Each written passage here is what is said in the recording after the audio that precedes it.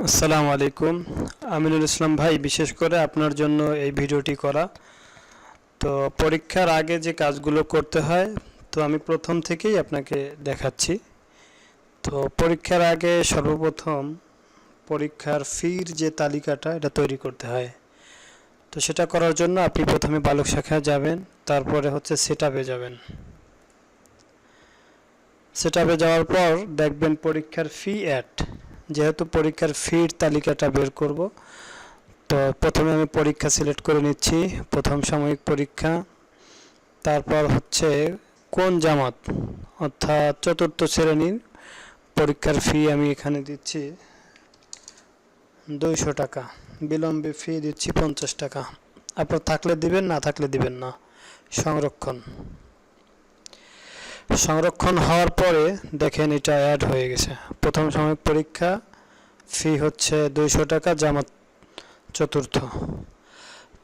এখন আমি চলে যাব হলো পরীক্ষার মধ্যে যাওয়ার পরে দেখব যে পরীক্ষার ফি তালিকা বের করে দিতে যাচ্ছি।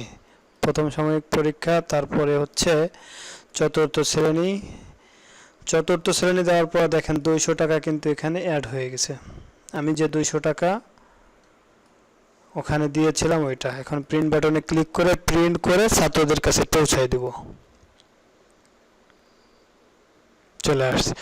আর একটা বিষয় এখানে, যে এখানে একটা নোটিশ দেখতে পাচ্ছি নিচে, যে এই ফি তালিকাটা কবে দফতরে অথবা হিসাব বিভাগের কাছে পৌঁছে দিবে, এটা একটা নোটিশ এখানে লেখা আছে। তো এটা পরিবর্তন করবেন কোথা থেকে, এটা দেখা দিচ্ছি এখন।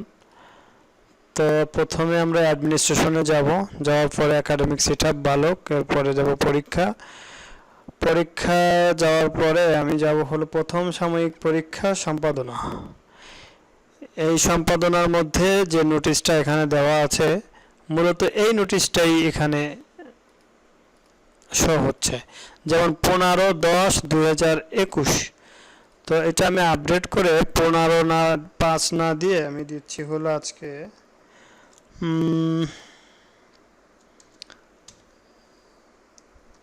3/05/2024 দেওয়ার পরে আমি এটা আপডেট করলাম। আপডেট করার পরে আমি যদি এখানে রিলোড দেই, দেখেন 3/5/2024 এটা কিন্তু আপডেট হয়ে গেছে।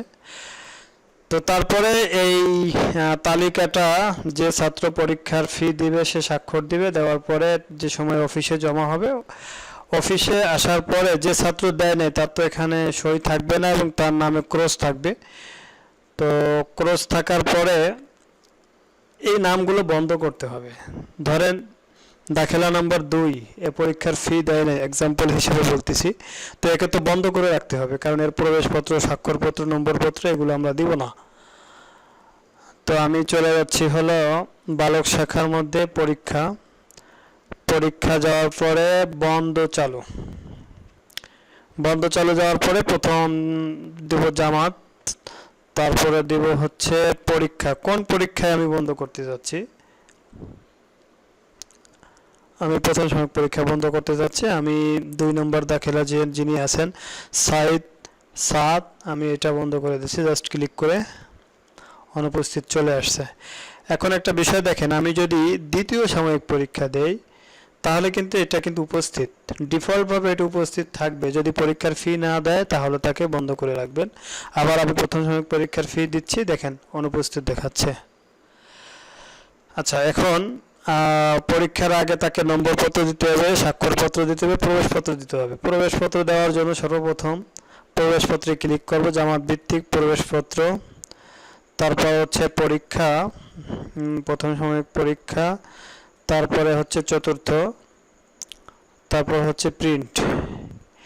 এই প্রিন্ট ক্লিক করার পরে দেখেন এখানে চলে আসছে আপনার রাফসান, দেওয়ার পরে প্রিন্টে ক্লিক করলাম। আচ্ছা, এখানে প্রথমে পরীক্ষা সিলেক্ট করুন।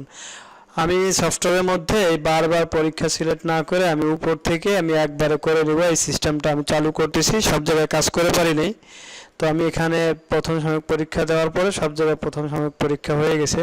তো এখন যদি আমি রিলোড দেই তাহলে দেখেন চলে আসছে।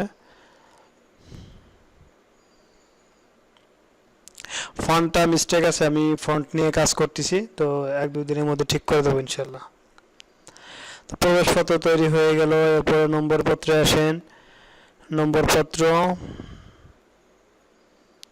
তারপরে চতুর্থ, তারপরে হচ্ছে ফরিক তো নাই, বিষয় দিলাম এসো আরবি শিখি, প্রিন্টে ক্লিক করলাম, এসো আরবি শিখি নম্বরপত্র চতুর্থ 26 জন চলে আসছে। জাস্ট এটা প্রিন্ট করে দিয়ে দিবেন।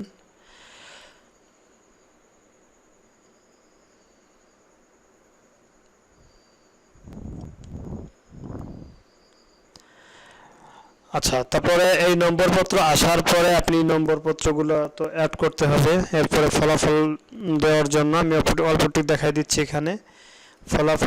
ফলাফল না, নম্বর অ্যাড। প্রথমে প্রথম সাময়িক পরীক্ষা, যেহেতু আমি রুটিনটা সাজাইছি শুধুমাত্র প্রথম সাময়িক পরীক্ষা, এই জন্য প্রথম সাময়িক পরীক্ষাই শো হচ্ছে। তো তারপরে হচ্ছে হলো চতুর্থ শ্রেণী, তারপর হচ্ছে হলো কিতাব দিলাম এসো আরবি শিখি। দেওয়ার পরে আপনি এখানে যে কয়জন ছাত্র সেই কয়জন নাম কিন্তু এখানে চলে আসছে। তো দেখেন 1 নম্বর দাখিলার পরে 2 নং দাখিলা নাই, এখানে 3 নম্বর দাখিলা চলে আসছে। কারণ হচ্ছে আমি 2 নম্বর দাখিলাটা বন্ধ করে রাখছি নম্বরপত্রের মধ্যে, 1-এর পরে এখানে কিন্তু 2 নাই। আচ্ছা, নম্বর তোলার ক্ষেত্রে আপনার কিবোর্ডের ডান সাইডে যে নিউমেরিক্যাল কিবোর্ড আছে নম্বর লেখার জন্য, সেখানে নম্বর দিবেন। আমি দিলাম মনে করেন 90। 90 দেওয়ার পরে ঠিক নিউমেরিক্যাল কিবোর্ডের পাশে একটা ইন্টার বাটন আছে, ওখানে ক্লিক করলে নিচের ঘরে চলে আসবে। এবং ফাঁকা রেখে যদি আমি ইন্টার দেই তাহলে একটা পপ আপ মেনু আসছে এবং এখানে লেখা আসছে, একটা অ্যালার্ট আসছে, যদি পরীক্ষা না দেয় তাহলে 0 লিখুন, সকল ঘর পূরণ করা বাধ্যতামূলক। তো যদি পরীক্ষা না দেয় তাহলে তোমাকে 0 দিতে হবে, এভাবে 0 দিবেন। আবার যদি আপনি 100 উপরে যদি কোনো ভ্যালুটা টাইপ করেন নম্বর, আমি 103 দিলাম, দেখেন এটা ব্ল্যাক হয়ে গেছে, অর্থাৎ আপনাকে ভুল থেকে কিন্তু বাঁচাবে। তো এভাবে করে আপনি নম্বরগুলো সম্পূর্ণ অ্যাড করবেন। পরীক্ষা শেষে এখানে ক্লিক করবেন। ক্লিক করার পরে বা এর পরবর্তীতে ফলাফলের কাজ, কিভাবে ফলাফল দেখবেন, তো সেটা নিয়ে আমি আরেকটা ভিডিও বানাই আপনাকে জানিয়ে দেবো ইনশাআল্লাহ।